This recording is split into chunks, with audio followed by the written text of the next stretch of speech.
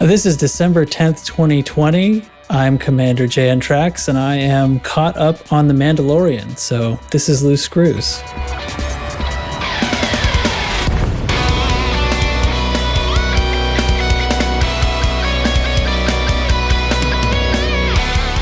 And I'm sure that's what everyone was expecting me to say, but it's true.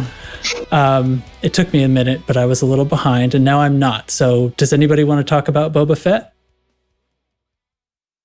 He's a badass. Yeah, the last two episodes of Mandalorian have been the best two episodes of that show.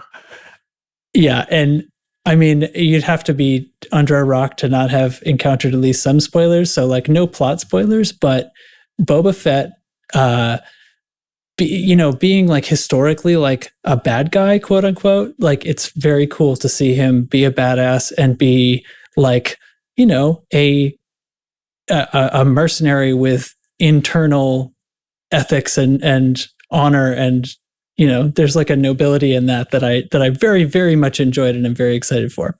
I do like that it's the same actor that played Jango. But he is a little more Boba Fett than Boba Fett.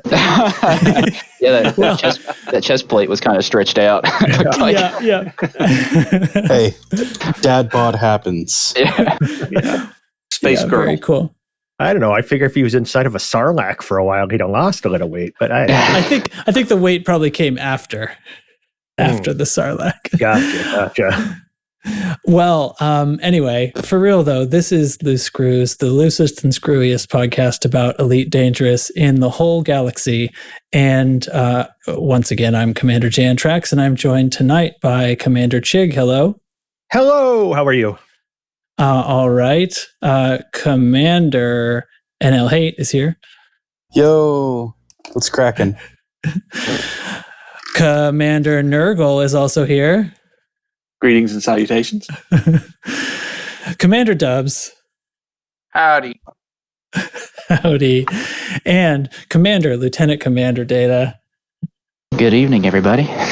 Welcome, one and all. And I just ran through that extremely quickly and professionally because it's late. And we stayed up late partially because of my in real life stuff and partially because we were waiting for some silly video to happen, and now it's happened. So we're going to talk about Elite Dangerous. Exactly. You read my mind, sir. Thank you. That's awesome. Cheers. Cheers, mate.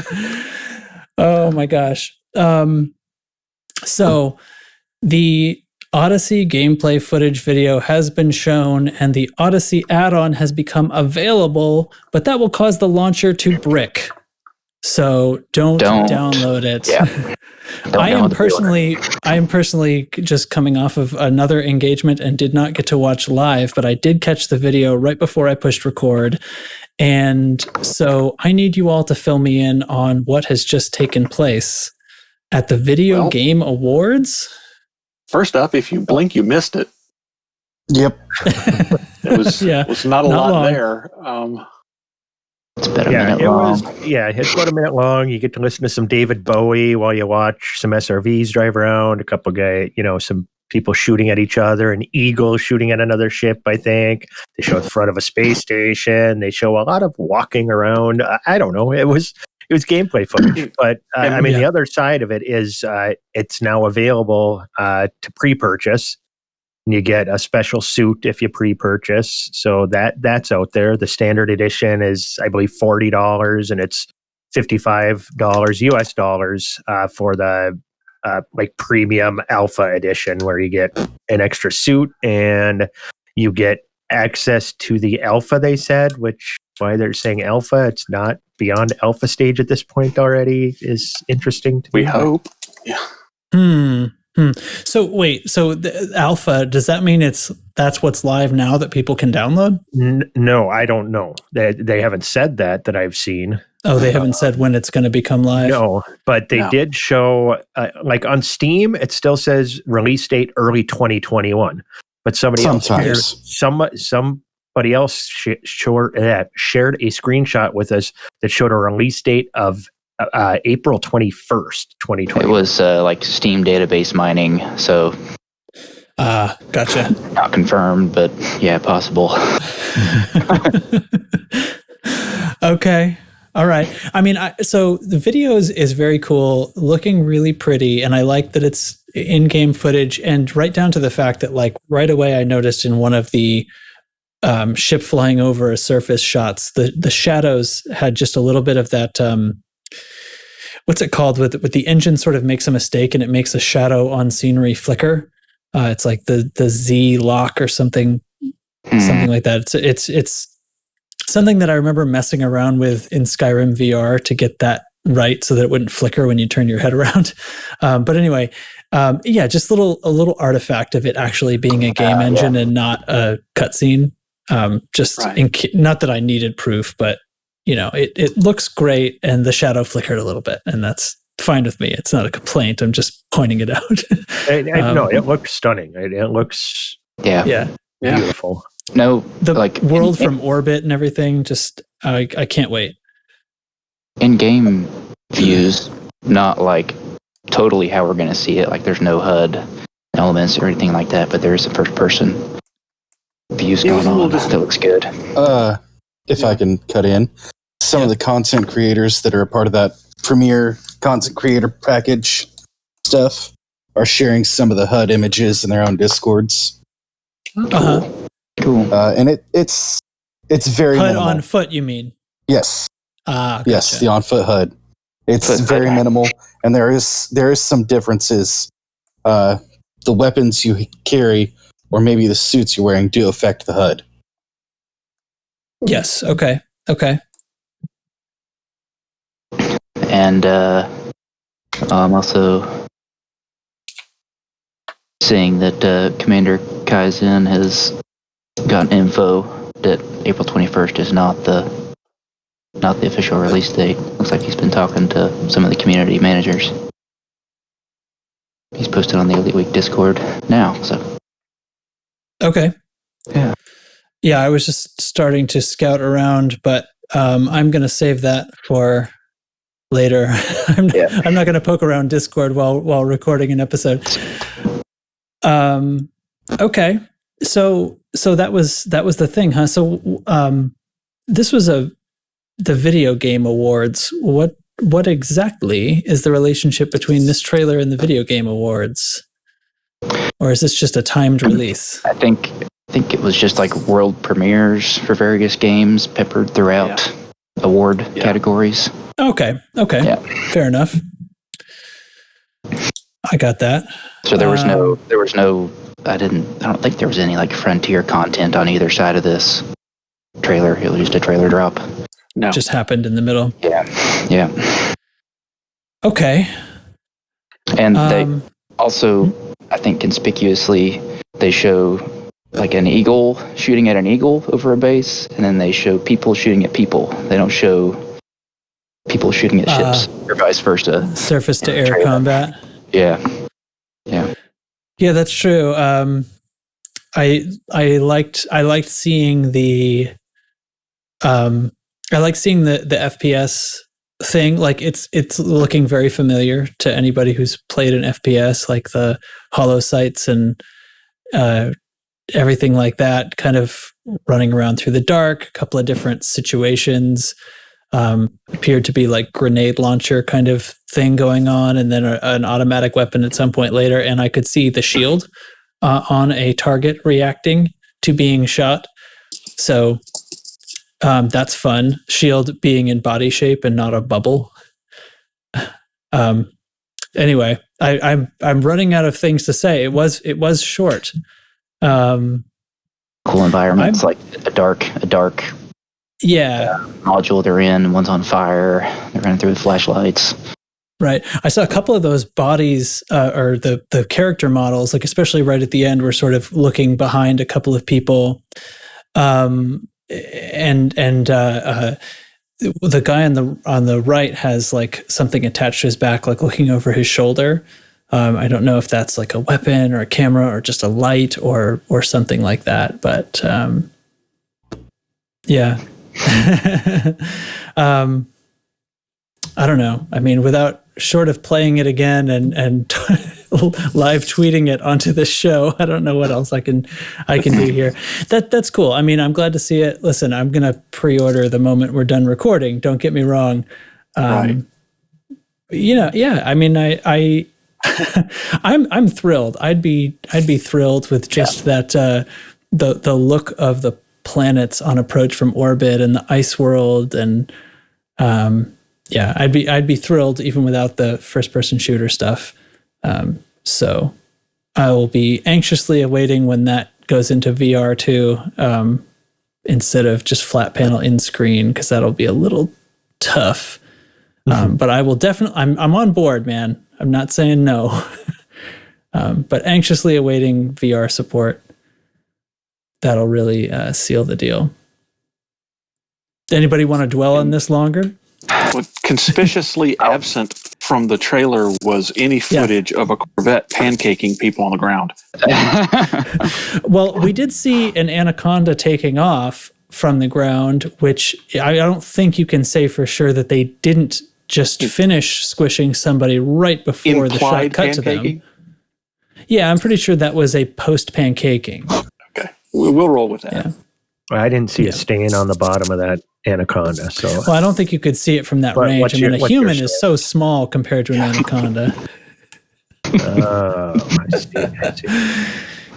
Puny humans.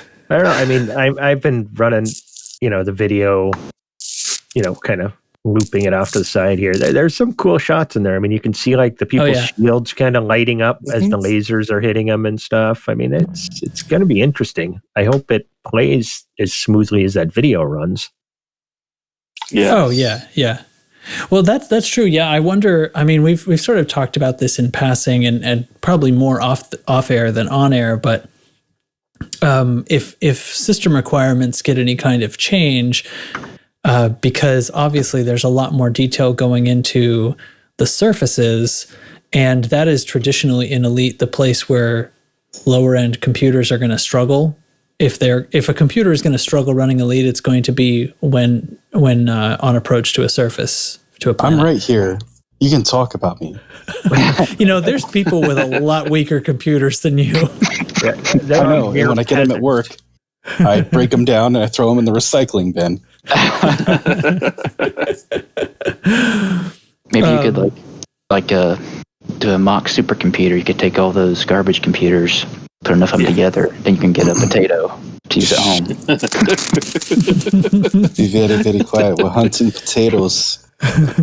So if you attach a bunch of 15-year-old GPUs together in an array, and each one of those can be a compute unit, and then you can build yourself a little, massively parallel. What are you going to get that's going to have 18 PCI slots on it?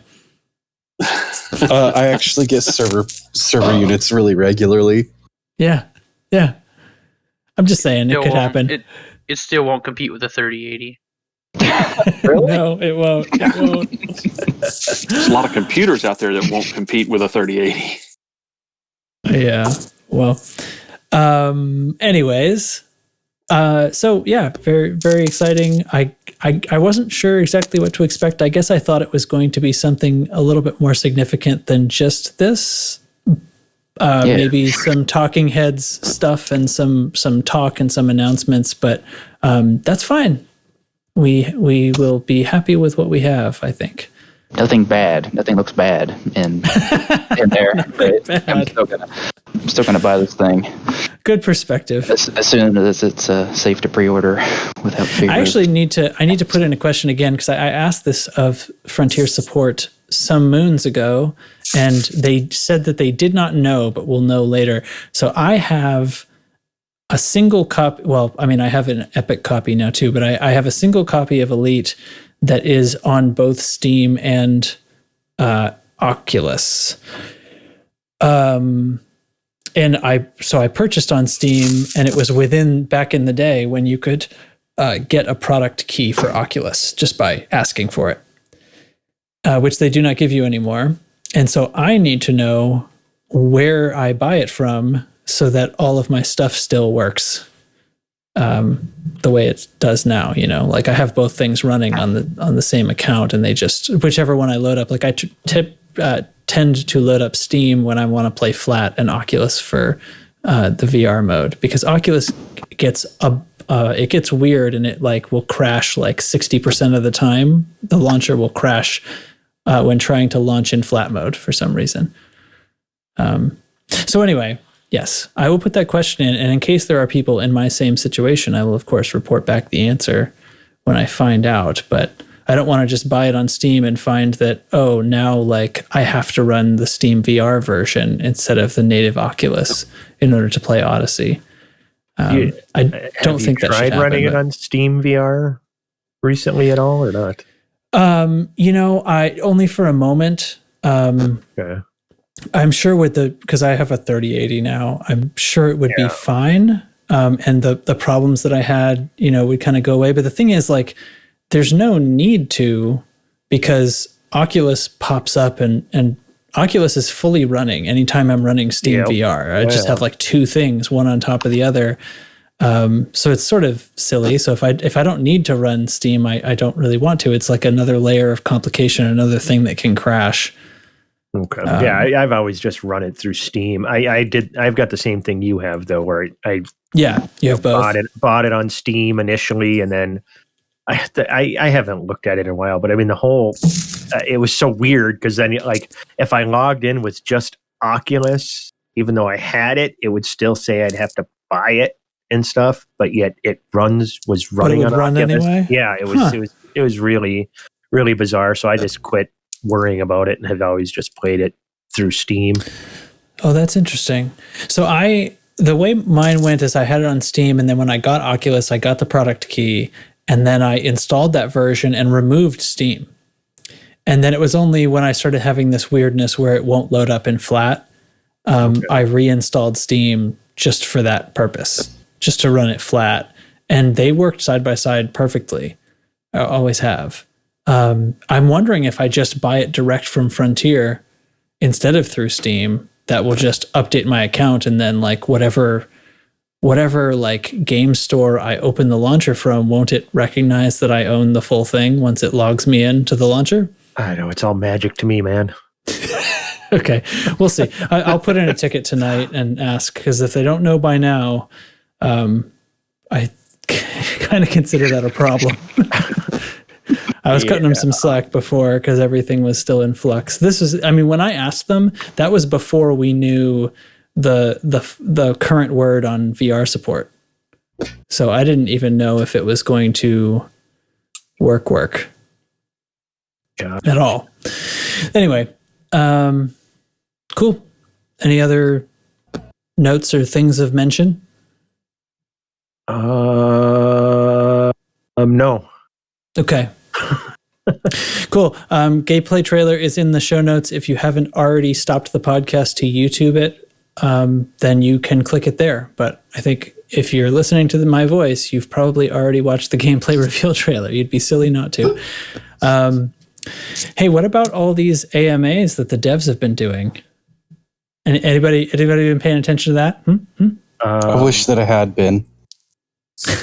I like that we're getting these AMAs, but I wish we'd just get some AAs back, some answer anythings. I mean, it's just they don't really answer anything.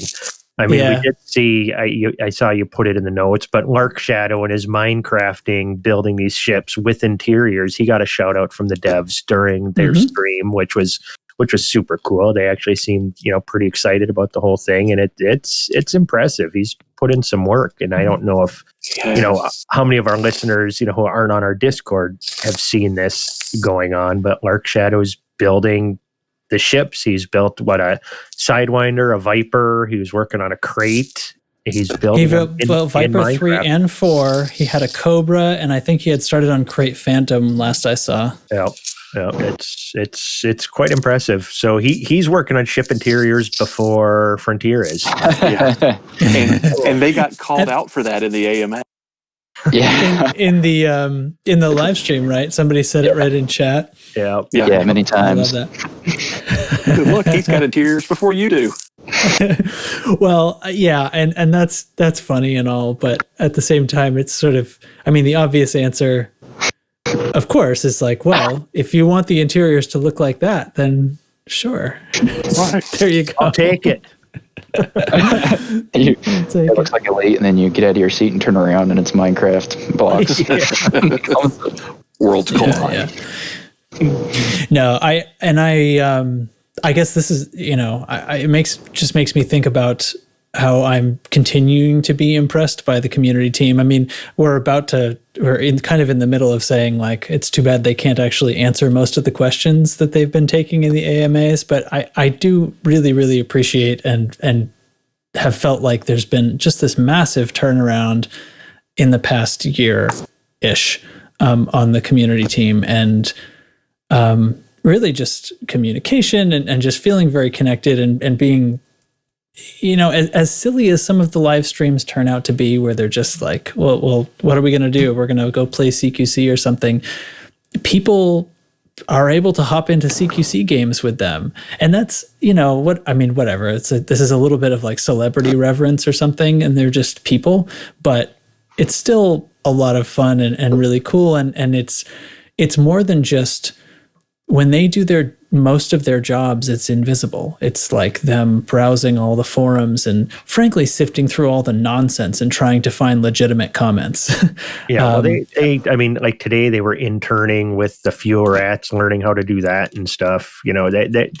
I think this is a case, from my perspective, is how far just a little bit of effort goes. That it seems like they're actually trying to engage with us, even if we're not getting answers. They're out there, they're trying, they're engaging with the community, they're getting community goals. There's all this stuff going on, and there's a lot of communication, and it's just so much better than the radio silence we were getting 6 months ago.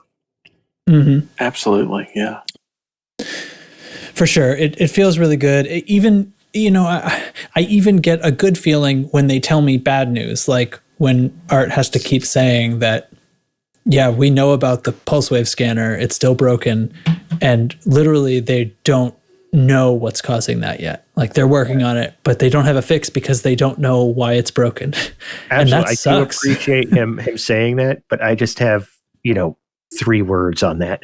What the fuck? I mean, we're over 3 months of that thing being broken. How does that happen? Yeah. I have 2 words for that. Spaghetti code. Well, and I've got 1 word for that, Odyssey, because they're definitely not, there is not a staff of coders, working on the pulse wave analyzer problem. I think it's very clear that like they're trying, there's somebody looking at it. But it is, they're saying so in no uncertain terms. Like, this is definitely not the push right now. They have, at this point, they have deadlines, even if they haven't told us when they are. They have deadlines that they can't miss. I'm fine with that. They have the stuff they're working on. They're trying to get Odyssey done. And, I've heard the spaghetti code argument and everything else, but as a consumer, that's not my problem. Fix the damn problem. I don't mean to sound super salty, but it's, what if it was, what if docking broke and we can no longer dock our ships? I just don't understand, it can't be that. Well, that would, of course, be a lot different. You think so? Listen, I'm this is like a inside joke between my wife and I, but I am on your side. I fully agree.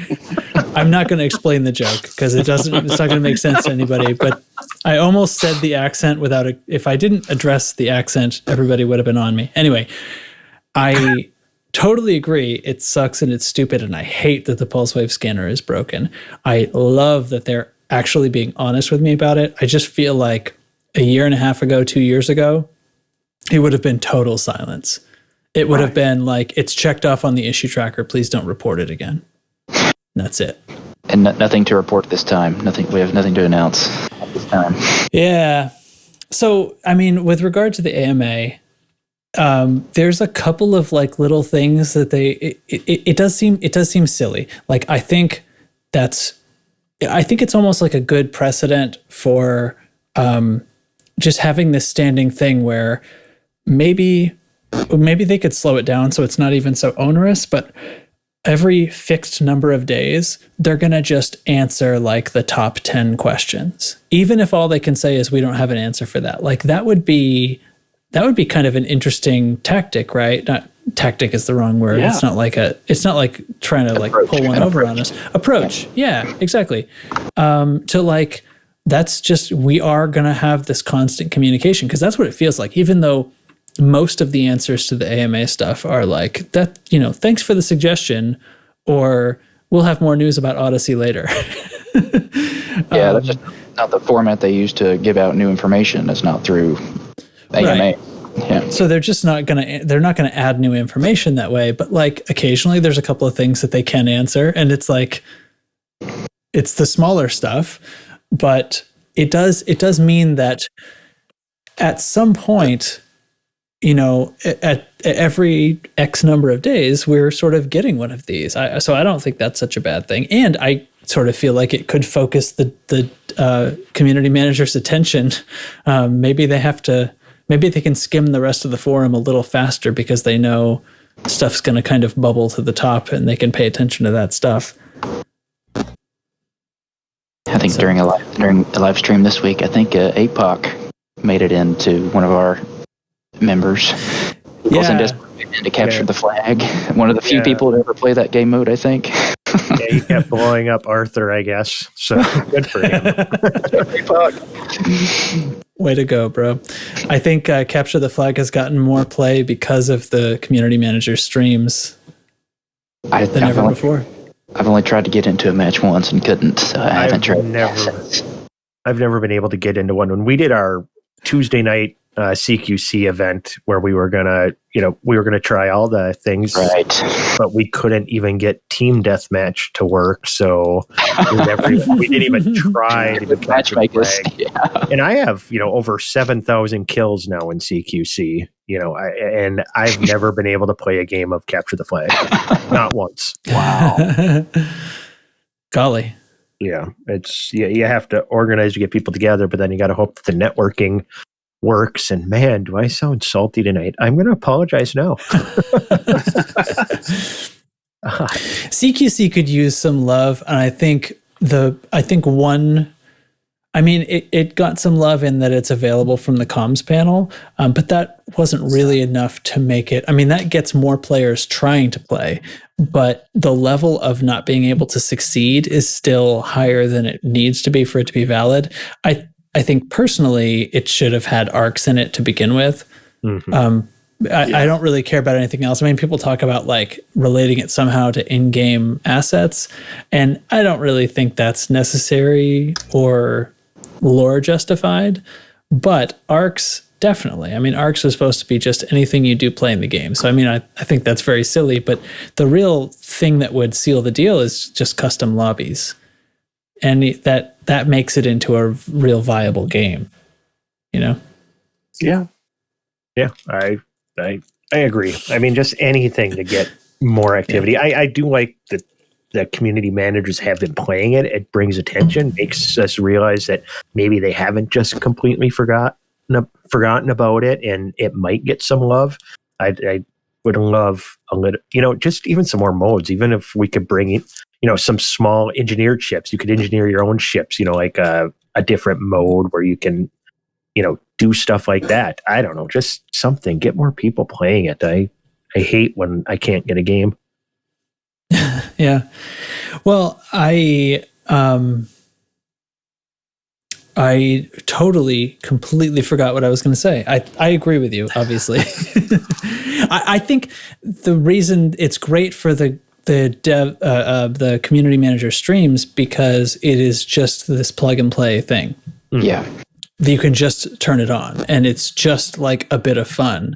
And it definitely, I mean, now custom lobbies would be making it a little bit more serious, right? But I think that's what it needs to become more than what it is, because you need to be able to say, like, there needs to be an easy way to do it. Like, we're a wing, we're just going to be in this game, and I don't know. It doesn't seem like it should be that crazy. Not reinventing the wheel here. Just, game lobbies have been a thing forever. And some kind of ranking system, but once again, you need more players playing it to make those kind of things work. So, which chicken or the egg? How do you get it? Having those things would get more people to play it, but you need more people to play it in order to get those things to work. And it goes round and round. Hopefully, Odyssey brings in a lot of new players. I mean, that Epic Store thing brought in a lot of new players, and definitely have seen some new players in CQC. Sure. There's been some fresh meat in those matches.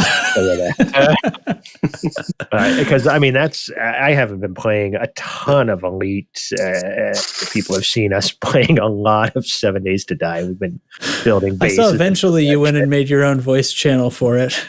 Yeah. Took you long enough. Well, no, we jumped. That one night we had it where everybody jumped in on us and we were playing it. And I'm like, okay, I'm just going to make a second voice channel just so that people know what they're getting into. Everybody's welcome to hop in there, but just know that we're going to be yelling at each other to shoot this and build that and stuff. Right. But so, I'll go play a few matches of CQC, then I'll go kill zombies, then I'll go play some CQC. So that's pretty much all I've been doing in game lately. Yeah. Don't tell our squadron guys. Oh, there's plenty of squadron stuff. I've been doing some squadron work a little bit when I've been online, and just sort of passively sitting in the same channel as y'all when you're killing zombies. And it's fine. Most of the squadron work is quiet. We would, of course, break out into a wing if we needed to have some voice comms for a conflict zone or something. But I was just saying, don't tell the squadron guys that I haven't been doing any BGS work at all. I'm sure this isn't allowed. being broadcast to hundreds of people. Like I said, it's just between you and I. Of us. Yeah, that's allowed, so you're cool. Whew. Thank God. All right. There are literally ones of squadron managers that are so upset with you right now. Ones. Playing with us. I couldn't decide if that was going to be funny when I started to say it. I decided to say it. Worth it. Yeah, you do that quite frequently. I think so. Yeah. That's how I got over my introverted stage fright of being on things like podcasts in the first place. I just became really accustomed to jokes failing. I think it's sort of an Isaac Asimov approach to thinking of funny things to say. You just got to write so much that you can throw away 95% of it and still be left with a lot of good stuff. Just a massive volume of joke attempts. I'm waiting for that good stuff any day now. It takes ages, man. It takes ages. Cue up that cricket sound effect. That'll be used a lot. Oh, that's one thing I don't have. Shucks. Hey, do you guys want to talk? Speaking of the squadron update, why don't I play this sound and we'll talk about some nonsense? Incoming priority message. Squadron briefing. You guys are very polite. AI? I know that Discord fails and you can't hear that almost all the time. It's done You now. are correct, sir. Okay. Take it away. Yeah, see, I tried being a professional and have a nice, smooth segue for you, but then I ruin it. All I have to do is go into Hold on. Discord settings and flip like the voice detection to just having an open mic, and then it would work. But I am so lazy. At least you admit it. Yeah, Toggle it. I could probably set a hotkey for that, couldn't I? All right, you do the squadron update, and I'm gonna figure out how to reduce my laziness threshold. It sounds like you're doing work. We're also doing work. A whole bunch of work, but not to go anywhere, but to stay where we are and fortify, everywhere we have been. Namely, and semicomets. We need to get more wars or elections triggered. Take a large orbital station, a small orbital station. Those two systems. We also have a election with the V640 Cassiopeia Purple Comms in V640 Cass. And I've left some stuff available for Mr. Nergal to say too. I think we just wrapped up a war in Timor. Wow, rhymes. Warren and Timoran. War in Timor. I liked Wow. that. That was completely unplanned, and I'm not sure I like it, but hey, it's there. Just finished wrapping up control of Colorum, and we've got a couple of minor factions that are trying desperately to retreat out of there that we're trying to prop up and get that system stabilized. And as of this afternoon, it looks like Ross is back up to just shy of 72%. So we may not be able to keep her down very much longer. We may be expanding again. I saw that. So if you're boosting our influence in Ross, kind of hold off on that, please. There are so many ways to boost influence without knowing it too, especially when we own whole systems. Yeah, and that's going on really across the board in a lot of our systems. We've got several, which to us are really kind of backwater systems that we just have, and we're not pushing to do anything, that have slowly crept up into the 60% range where we have to start keeping an eye on them, lest they go running off and expand someplace we don't even want to go. I can think of a handful of places that I didn't want to go, and now we're there. Yeah, well, that happens. Maybe happening again, but we'll deal with that when it happens. We'll deal with those people when it happens. Cool. So what's number one priority right now? Well, two things. One would be the election in V640 to make sure we secure an orbital station there, since we just moved in. And the other would be pumping up Comma, so we can finally get that wrapped up, take that last orbital and wrap that system up, put it to bed. Right on. That's where I've been the past couple of times I've played. So, and glad I'm on the right move. Having been doing a little bit of BGS work this week when I haven't been crazy busy doing something else, there's a lot of missions running back and forth between V640 and Comma, so you can kind of help both at the same time, and there's some good trade routes going back the other way from Comma into V640. So there's some ways you can kind of help the BGS, help yourself, and do both at the same time. Oh, nice.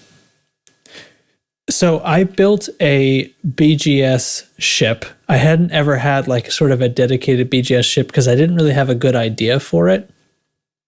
But I put something together. Really, I just took my Crate Mark II and loaded it with all frag cannons and a kill warrant scanner. And I opened up, basically there's a lot of slots in there that I can swap things in and out as needed, but mostly like a lot of cargo. So the best thing's going to be like if I can get cargo missions and then smoke the clowns that they send to attack me. The all frag build on the Crate is pure brutality for a ship that size.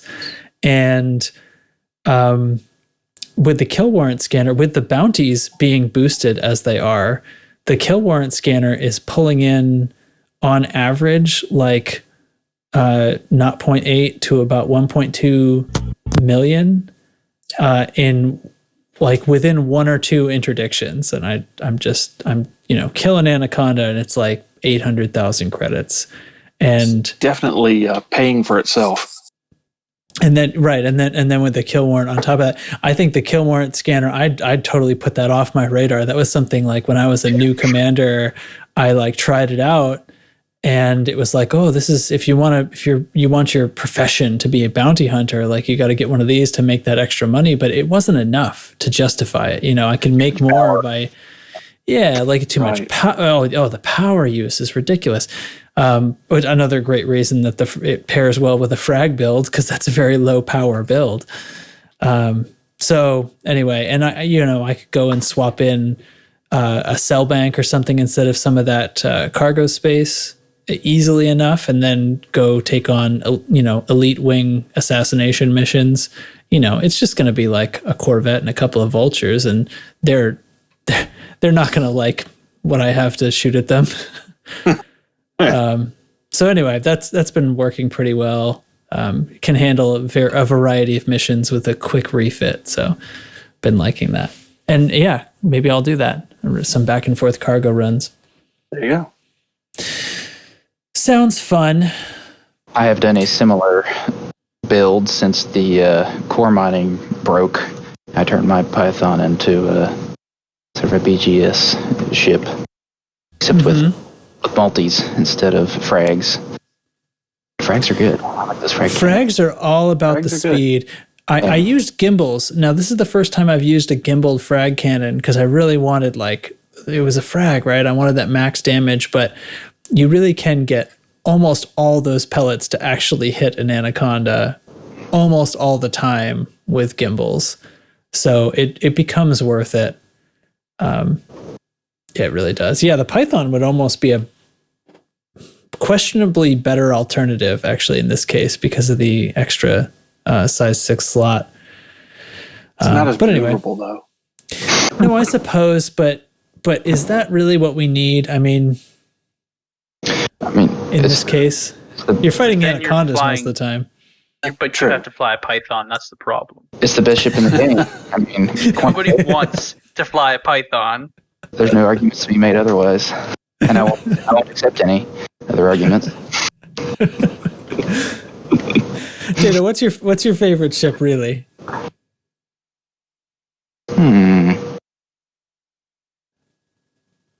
That's a tough question. It is a tough question. All right, tonight I'll say Federal Assault Ship. Oh, interesting for that yaw. For that yaw speed, I have one of those in storage. Been waiting for an excuse to rebuild it. Anyway, yeah, there you go. Hey, do you guys want to talk about the in-game news? There's sure been plenty of it. There has been. Since we last heard from our heroes, the capital ship construction on both the Federal and Imperial side has basically wrapped up, and now there's capital ships there just hanging out, doing their thing. Lakon, after saying, no thanks, we don't want to be bought, they discounted a bunch of their ships. So now you can buy cheaper Lakon ships. Which ones exactly? It's not all of them, is it? No. It's like the odd Scout, Diamondback, Keelback, Type 7, and Type 10 Defender. You can get cheap Type 10 Defenders. Now, it was just like yesterday or maybe this morning when I was advising someone that the Type 10 has a lot of hardpoint slots and is good for storing modules. And then I said, don't actually do that. That was a joke. The Type 10 is very expensive. Well, now it's cheaper. Not that cheap. DBX still remains to be the most efficient storage for large modules. The offer you can't afford to refuse. Which one did you say? DBX, right? Yeah, the DBX is probably the best bang for your buck when storing pacifiers and advanced plasmas. Which sucks because it only has one slot for them, but it's still so cheaper per slot. Yeah. Yeah. The whole ship costs less than just the hard point on the Type 10. Right. A Diamondback Scout doesn't have a size 3, does it? It does. No, it doesn't. It has 2 mediums and a small. 2 smalls. And a small. 2 mediums, 2 smalls. Yeah. Okay. Yeah, so it has 4. That's the one that's currently discounted. The Marlinist Refugee Crisis grows critical. I'm just reading headlines because honestly, this stuff, there's like tons of it and most people have probably heard about it. It's better to read the whole thing. Universal increase to combat bonds and anti-Xeno payouts. This was the big thing that'll probably be sort of most of the rest of the show. So we'll come back to that in a little while. But that is the next section of income rebalancing that happened. The Coalsack Nebula project gathers Ammonia world's data. So that just ended today. It reached tier 4, not quite tier 5. It was, just as I predicted, extremely easy to stay in the top 75% of that community goal and to get the rewarded module. The like it was only tough to stay in the top 10%. After that, it fell off so fast. I jumped around. Required submissions. I just did my scanning during this time last week, and that was all I needed to do to stay in the top. How much did you end up with? 43 reports, whatever that is. Yep. So that was similar to what I had during the podcast night. I was a little nervous that my prediction was not correct, and I did do another play session of doing them and got myself up to hold on. I can just turn my screen and look. What did I end up with? I ended up with 138 reports, which was top 25%. Wow. Yeah. But looking at, if we clicked over to Inara, which I have on a tab, and I can quickly say Galaxy Community Goals finished. Here we go. So the top 10% but oh my gosh, it actually wasn't that hard to be in top 10%. 198 to 1,290. But it's like, so in the middle of that 10% is like this massive uptick in required submissions. But then it drops right off after that. I mean, that's crazy. So top 75% was as few as 19 submissions. You could have gotten that in maybe scanning like 10 or 15 systems. Right, with that span trap, it made it so easy. Well, that's the thing. It made it so easy, but it did not make people keep chasing it up. Like everybody put their thing in and then left, and it stayed easy for everyone. Really impressed. Hey, great job, everybody. Try hard out there. Well, and then there's that few. There's that top, like, is there a way for me to tell how many commanders really hung themselves out? It'd be tough to say. Like, there were 10,710 contributors to the CG. The top 10 commanders submitted between 1,291 and 2,076. Wow. Whew. That is more than 10 times what I did. Jesus. Probes. Yeah. Okay, anyway, so continuing with Galnet, the last thing happened also just today. Liang Rui. I never know how to pronounce it. I feel like it's Liang Ri would be the sort of cooler, better way to say it, but I don't know. I call him Liang Ri, CEO of the Sirius Corporation, has decided to step up and say, I can solve this Marlinist refugee issue. I'm just going to make them some systems and stations where they can live and govern themselves and join society. What a jerk, huh? Sounds too good to be true. This is space capitalism at its finest, right? This is what we want. We want the private sector to solve all of our social problems. Build you some company towns. You can shop at the company store. I fully support him in his endeavors.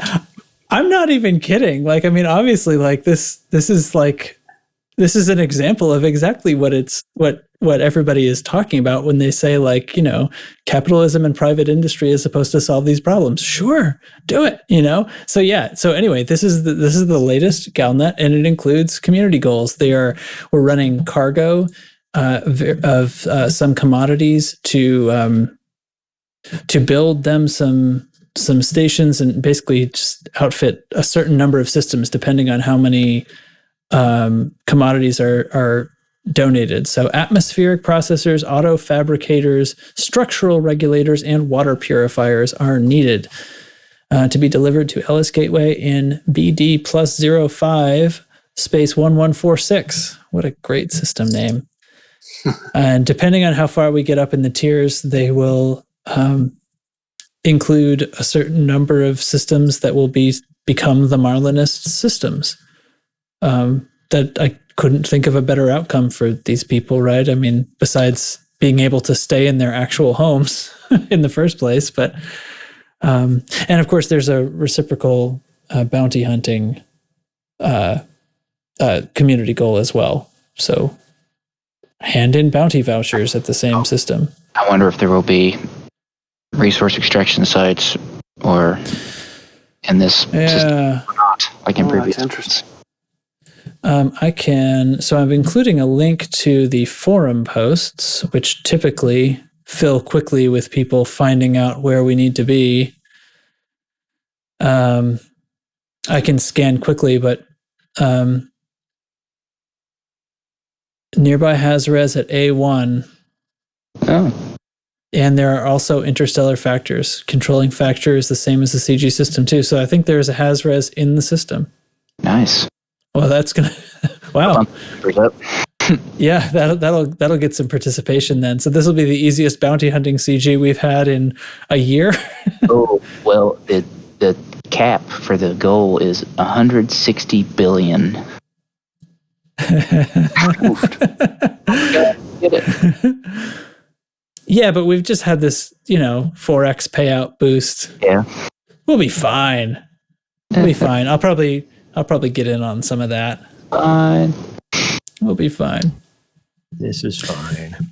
This is fine. Thoughts, concerns? Anybody want to join in, or have I just read everything correctly? That's 4 times. That's 4 times the cap on the last bounty CG. So that lines up with the increase in bonds payouts.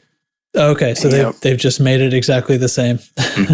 And right on. Until today's Galnet article, I thought I had an idea where this storyline was going. Oh yeah, because you had different factions inside the Federation arguing over whether to accept them as refugees or whether to help them, and you had the Marlinists themselves, and you had the Empire. And I thought we were heading into Odyssey with all of these groups fractured, and if not in open warfare, at least really unhappy with each other, and that's where you were going to pick up your ground-based missions. You thought it was going to last that long, yeah. Yeah, and you were going to have these interfaction missions, kind of either within the major powers and across the major powers. Hiring pilots to go do sabotage missions on the ground and that type of stuff. And I kind of thought that's where we were headed. And now, Sirius steps in and brokers galactic peace through profit.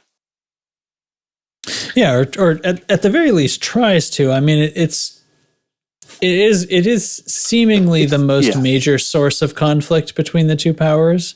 Right. Yeah, there's still room for something to change, though. There is, and I imagine there will still be Marlinist versus Empire things going on, even if they have their own systems. Right. I mean, actually, we haven't heard yet from the Marlinists, or have we? Hold on. Let me read. Let's read. What does it actually say? Okay, so the Marlinist community leader offered her approval. Okay, we were forced to abandon our entire lives because of our political beliefs. This at least gives us a chance to have homes again. Well, sounds like so far they're on board. Seems okay. Yeah. Well, cool. So that's in-game news. Do we want to do we have a Chig Chat to do tonight? Could make something up. Do you want to? Do you want Chig Chat to just be combat bonds and AX pay? Let's just jump into that. I was going to talk about realism in the game and possible how they'll handle death.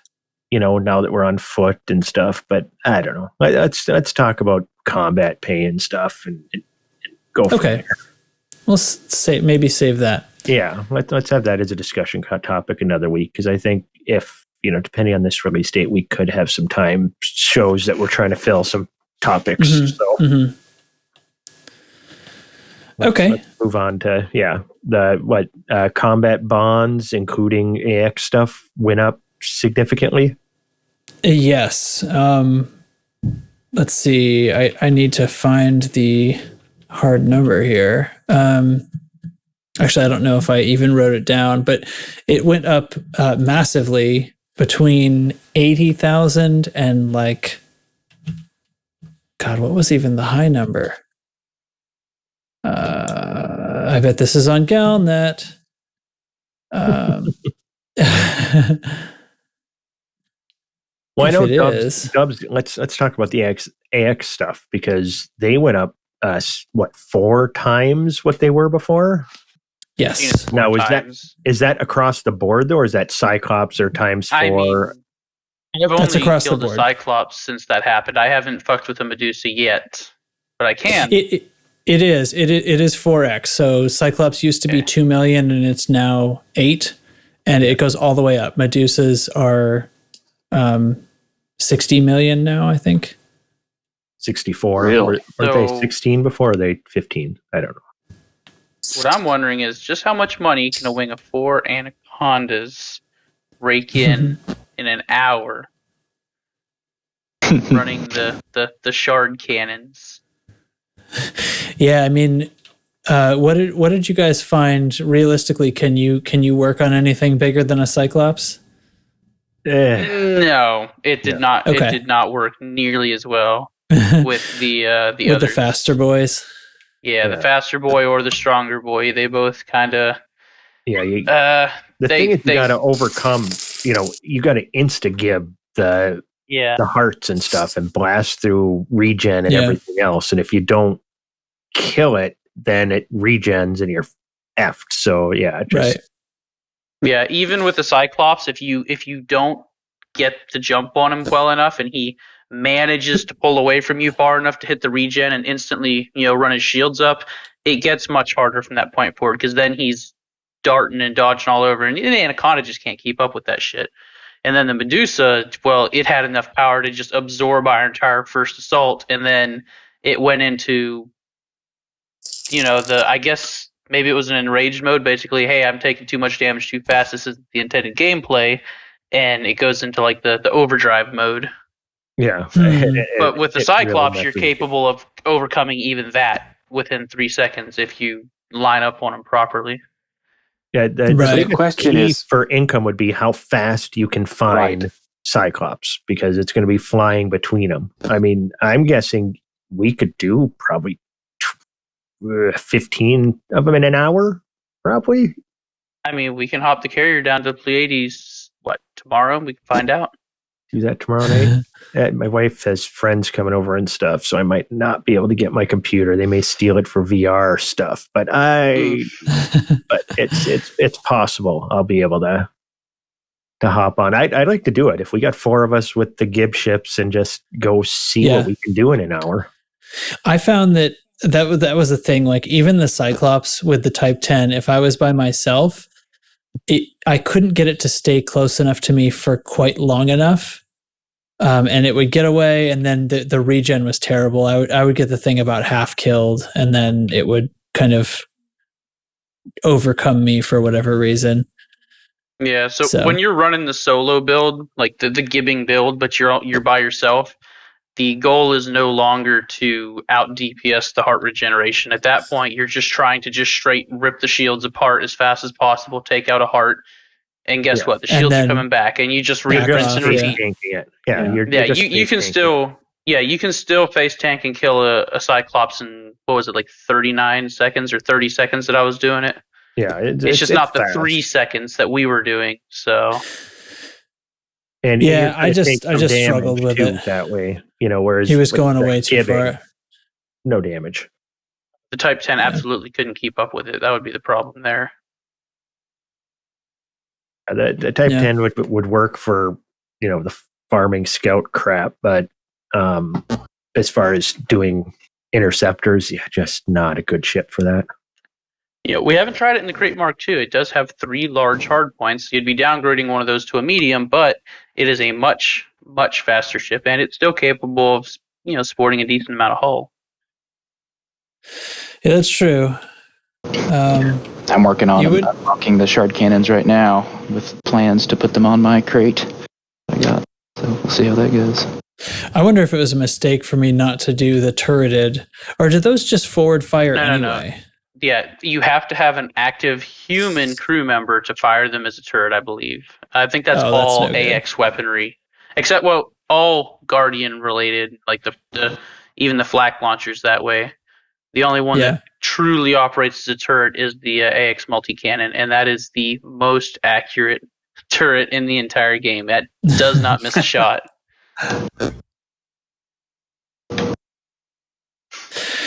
So the other part of this update, besides the 4x in pay, is the rank, like combat rank adjustment.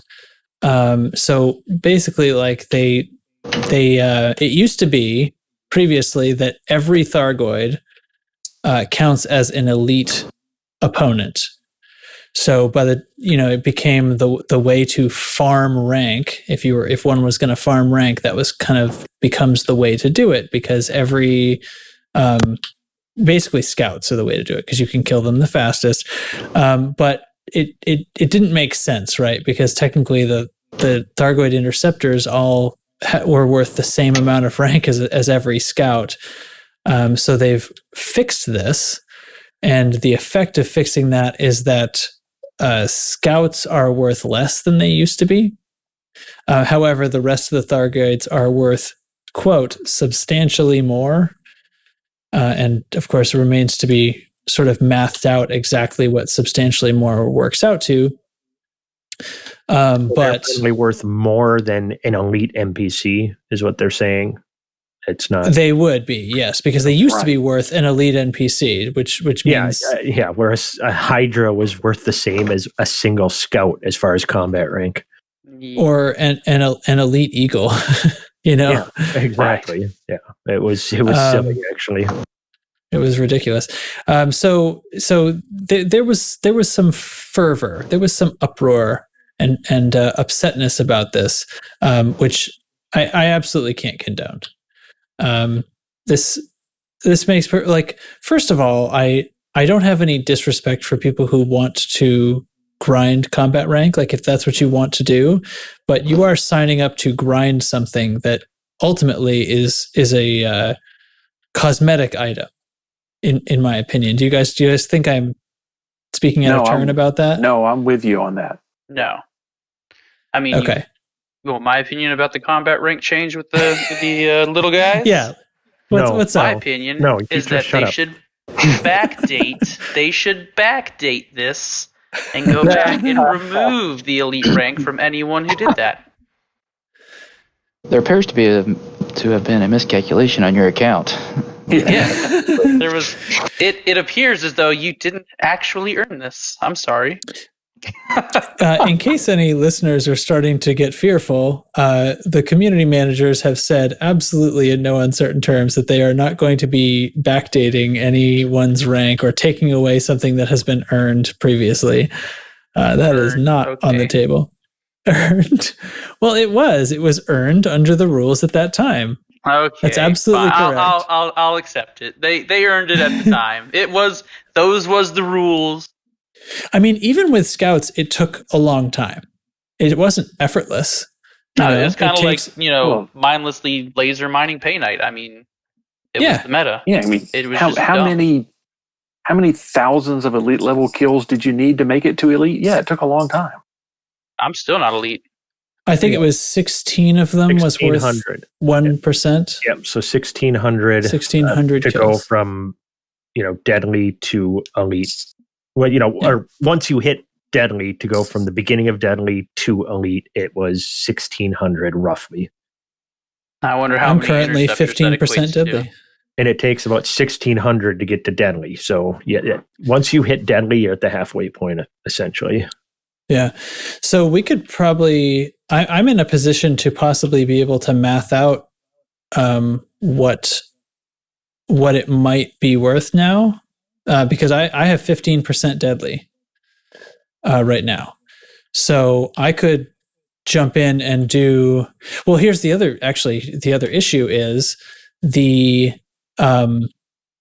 rank is divided among players who contribute to the kill, based and weighted based on their combat rank. So I would need to, to figure this out, I think we would need to be solo killing Cyclopses, or each of the types actually. So as far as mathing it out goes, I would just like to say that my alt account has not killed a single thing. I could outfit that same unengineered chieftain and just go ahead and throw some G3 dirty drag drives on it with Felicity, since she's the first engineer, and we'll see what a Cyclops gets, a brand new commander. Your epic account commander has killed zero things. Zero confirmed kills. He left the starting station. He abandoned the starting missions, jumped one system over to the boat, and took off. So this commander's first kill will be a Cyclops. Yes, fabulous. I like it. Let's do it. I refuse to kill anything until I kill a Cyclops in this. All right. Well, that's much better than what my idea was going to be. And it was going to involve me doing work like killing a Cyclops solo, which is not nearly as much fun for me anymore as killing them in wings. So I'm all on board for this. I might even attempt it in a Diamondback Explorer. Who knows? Well, that would be quite a thing. This is a commander that doesn't have engineering unlocked. I'm working on it. I'm actually doing the HGE farming right now, and I would like to inform everyone of this right now. The logging to desktop method using the Epic account is a pain in the ass, because on the Steam version, you quit the desktop, the launcher stays open, right?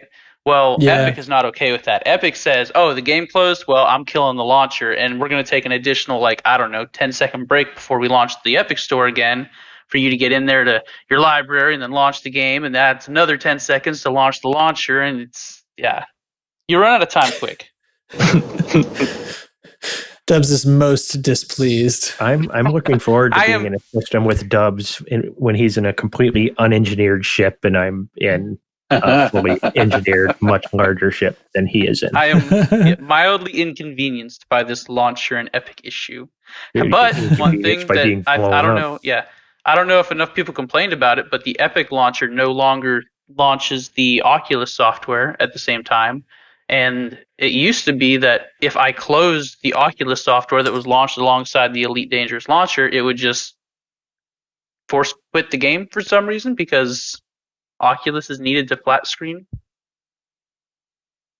Not sure what that was all about, but it doesn't do it anymore, so it's whatever. It's whatever. Yeah, it's no longer. It's a non-issue anymore. Fancy.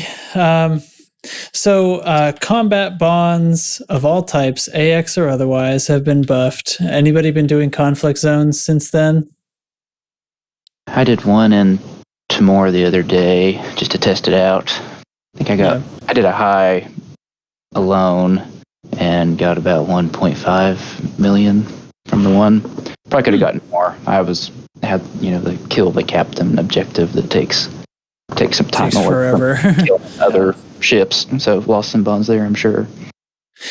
I have felt like while you were there, when I was not paying close attention, I could expect something like 500 to 600,000 in a high conflict zone.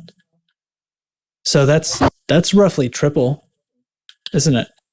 Yeah, and there was no cap ship there, Dubs, in that CZ. Fun. Has anybody heard if that bond went up? Yeah, I would assume. I mean, that's a pretty fucking big deal. You should get paid for that. Well, it's a combat bond, so the way they included. I haven't done it, but I would not expect that one to increase. The way they word it in the forum post is high-end NPC combat bonds. That's pretty will increase from around 80,000 to 400,000 credits. So maybe, I don't know. I mean, I consider the cap ship to be high end. I mean, it's the most valuable. It was before the most valuable single thing in the CZ. So why wouldn't that be included in high end NPC combat bonds? I mean, it is not a player, and it earns you a combat bond. Yeah, I mean, true. That's a pretty significant contribution to the war. I mean, you backed off an entire capital ship. Why shouldn't you get paid for that? Yeah. Yeah. Exactly. Should be worth 1 billion credits. I don't ask for much. Well, I think that's basically that's the game discussion we'd planned. I feel like it's dwindling here. So maybe we should, unless anybody has anything to add. Well, my question is, with the increase that they did, do you think that's good, or do you think it should have been more, less? Should they adjust the wing missions? I don't know. I don't think we have enough experience with it yet to make that determination. Yeah. I mean, then again, I was perfectly happy with it the way it was before, so I'm probably not gonna. I don't know. Like, it'll be nice. See, it's extra money in my pocket, and I won't have to do as much mining. But I don't never really bothered me to begin with. And I do think, as a matter of principle, that combat bonds should pay better than the bounties you get out of a Haz-Res, because it's just a higher level of competition. But I don't have enough experience with the current changes to know if they're more, how much more they are, where that line is. Yeah, I do like what they did with. Yeah, I mean, I like what they did with the bounties. So, I mean, I'm all for this. I just want to see kind of where it shakes out. I still if I could jump by a wing extra of money for winning, being on the winning side. At the end, you should get $1 million combat bond or something. That's a good Spec idea. Ops is a pretty serious threat in the CZ when you're by yourself. So you should definitely get paid way more for that than you do a Haz-Res. Yeah. Agreed. Yes. Yeah, like at the end, if you win on low, you get like a 500,000 bond bonus, a medium, $1 million, and a high, $1.5 million or something. Just a little extra gravy for sticking around and winning, the CZ that you're in. Because sometimes, I don't know, not lately, but back, I remember when I first started doing CZs and having to run away from some because taking a beating, and then you'd be sacrificing that bond rather than trying to stick it out and survive. So, that's interesting. So you did one and got something like 1.5 million. What does it take? Like 15 minutes to? Well, I guess if you're by yourself, it might take a little longer than that. 20 minutes. Yeah, give or take. To do the CZ. So that seems like it is at least near the level of where bounty hunting turned out to be. Although I haven't been solo bounty hunting since this all started. And I know things do move quicker in a wing. Oh, yeah. I think solo bounty hunt. Let's try that in English. Yeah. Solo bounty hunting, I think, is going to pay more than that. Okay. Well, again, if you're going into a Haz-Res with a fully engineered ship, then yeah. Well, so I mean that's kind of where we came from before then. Bounty hunting really paid more than conflict zones did before. So we've kind of adjusted them both up, but their relative position has stayed the same. It looks that way. I don't know if we have quite enough evidence yet to call that, but that's what it looks like. Sure. Yeah, I'm looking forward to a night where we've got a war that we need to win, and we get out there with a couple wings and just tear one up and see what kind of, how many bonds we can accumulate out there, just laying waste to these things, because we clear them out pretty damn fast when we get a group of us out there, and I think we could do, quite a few in an hour. That can be arranged. Oh, certainly. Oh, I've been looking at some of the chat up above, and I can see how some things could be arranged.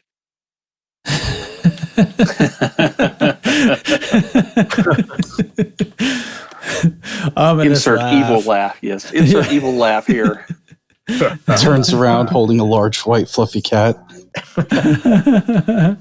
Ironically, I am doing that very thing right now. That does not surprise me at all. I guess very good. When the mining balance came through, that increased the price of some delivery missions, where you could make a lot of money moving things from between adjacent systems.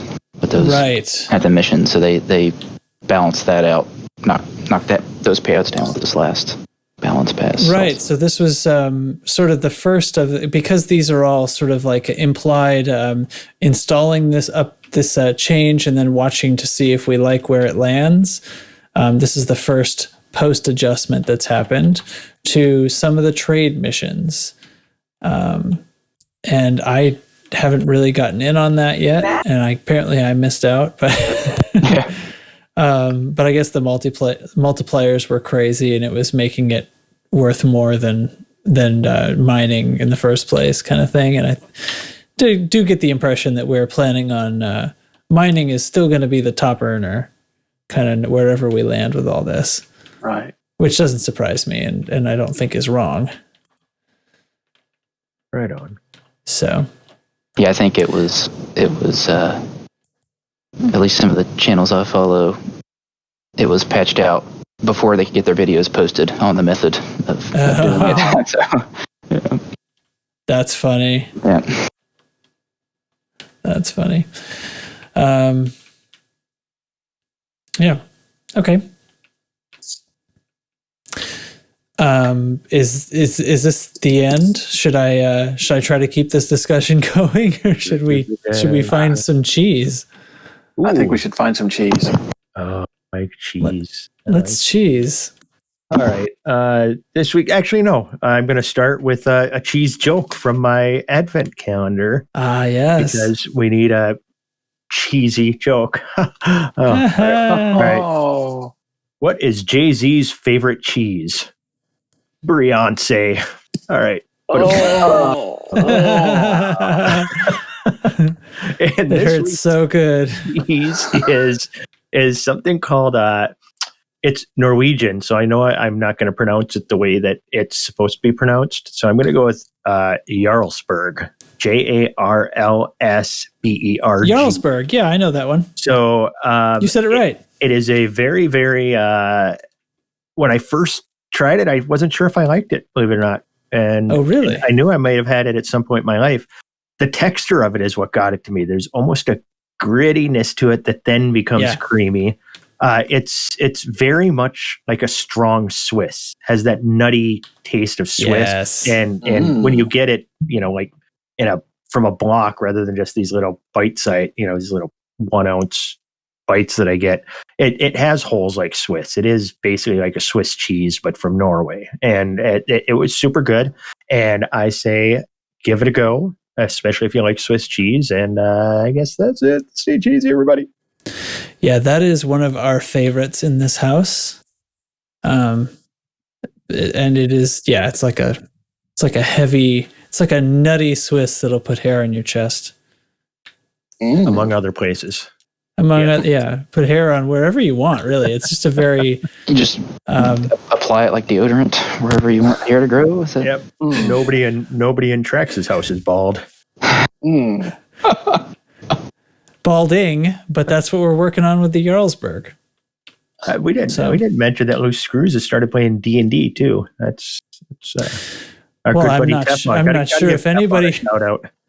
Teflon. Give the Teflon a DM shout out. of the century of the week. Yes, that was a hell of a lot of fun. If you haven't played D&D in a long time, God damn it, go play some D&D. That's fun. I hadn't played in over 20 years. That was the most fun I've had since probably yesterday. It is fun. We were going to have to keep going if we didn't all start to fall asleep, but we can't wait to pick up the story. And I don't know, who knows? I did keep a recording of it, so who knows? Maybe someday it'll become an audible thing that people can hear. I don't know. I don't know if that'd be interesting to people or not. We got to do a quick plug for the podcast that Teflon stars in. Oh, yeah. He's the star, in my opinion. OCD&D. It's a real play. Barbarian. Yeah. Hector. That's my Hector impression. Hello, friendo. Small friend. Yes, we all listen to OCD&D. It's good stuff. That's kind of what inspired us to get a group together and play. So I just thought I'd add that there. All right. I'm done talking. Very definitely. Well, thanks for joining me, everybody. I really wondered if we were going to kind of delete all the show notes and just talk about whatever video happened, but it turns out to be just a simple trailer, and that's fine. I'm still excited. So hope everybody's going to go check out their pre-orders. And other than that, that's the size of it. All that's left is to wish everybody. Well, let's see. We're gonna have. I don't know. I'm not sure when if we're gonna have like holidays breaks and stuff like that. We hadn't even talked about any of that, and it's just popping into my head right now. So whatever. It's almost holiday time. There's possibility that we'll have a break, but maybe we'll create some content anyway. I don't know. We should do like a Christmas event, if nothing else, a live stream or something where we blow you up or blow Dubs up a bunch of times. Great. Probably won't have access to my computer during the Christmas time. I'll be going to Arkansas, so. And I'm not about to unbolt my computer from the wall for that. As soon as you cross the border, they steal your PC and strip it for parts. And so, man, you were so redneck. I assumed you just towed your house everywhere you went. Okay, shots fired. Oh my gosh. Okay. All right. Well, whatever happens, we'll find out later. We'll be announcing it on Discord. So come join us in Discord. Look in your show notes for the link at loosescrewsed.com. There is info and a merch store where you can get things like mugs and hoodies that have various Loose Screws logos, so you can represent and prove to all of your in real life friends that yes, you actually are that nerdy, and they can just deal with it. And I think they should be okay with that. So that's it. Thanks everyone for joining me. Stay loose and stay very, very screwy, and probably fly that way too. Yeah, fly screwy.